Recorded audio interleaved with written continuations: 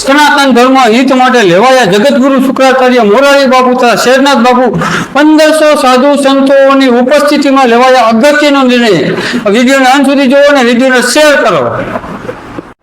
જય મહાકાલ આદેશ। ખૂબ જ અગત્યની વાત છે આજે। એમ કહેવાય કે રાજકોટની અંદર ત્રંબાની અંદર 1500 સાધુઓ અને સંતોનું મહાસંમેલન શું કામ યોજાઈ રહ્યું છે? ખ્યાલ છે તમને કોઈને? નથી ખ્યાલ। સનાતન ધર્મ માટે યોજાઈ રહ્યું છે, તમારા માટે યોજાઈ રહ્યું છે। તો 1500 સાધુઓ સંતો અને મેન એમ કહેવાય કે જગત ગુરુ શુક્રાચાર્ય આ સંમેલનમાં ખાસ હાજરી આપી હતી।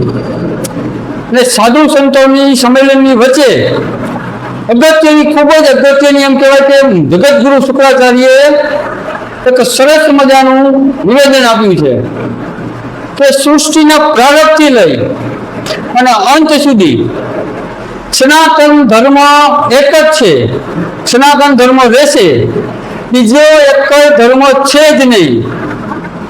બાકી જેટલા છે તમામ સંપ્રદાયો છે, કોઈ પણ ધર્મ છે જ નહીં। આ જગત ગુરુ શુક્રાચાર્યએ ગુરુ મુખેથી નીકળેલી અમૃત વાણી છે। તો મિત્રો બીજી અગત્યની જાહેરાત એમ કહેવાય કે 1500 સાધુ સંતો તો વિચાર તો કરી લ્યો। અને બીજી અગત્યની જે ખૂબ જ અગત્યની જાહેરાત છે કે ગૌ માતાને રાષ્ટ્રીય ઘોષિત કરવામાં આવે। આ પણ આ મીટિંગની અંદર ઉલ્લેખ કરવામાં આવ્યો છે।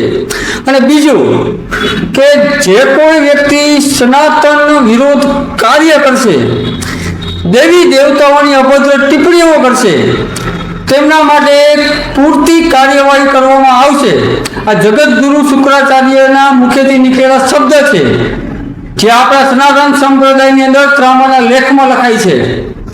અને ત્રીજી અગત્યની વાત કે જગત ગુરુ શુક્રાચાર્યએ એમ પણ કીધું કે જે ધર્મ વિરોધી ધર્મને તોડવા માટે સનાતન ધર્મની અંદર લવ જિહાદ અને ધર્મ પરિવર્તન જે કરી રહ્યા છે એ પણ સાવધાન થઈ જજો।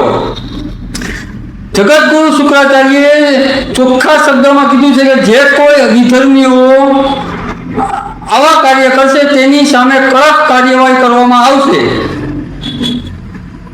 તો મિત્રો આ વિડીયોને શેર કરો, જેથી કરીને તમામ સનાતીઓને ખબર પડે કે આજે અગત્યનો નિર્ણય શું લેવાનો છે। 1500 સાધુ સંતોની વચ્ચે આ નિર્ણય લેવામાં આવ્યો છે।